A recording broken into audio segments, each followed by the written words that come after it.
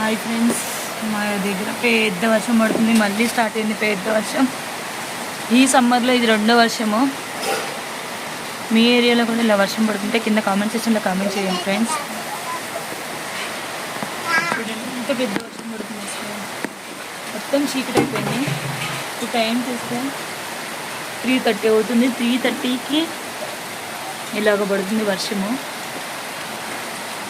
చూడండి, కొంచెం కూడా ఎండలేదు, మొత్తం వర్షమే, పెద్ద వర్షం.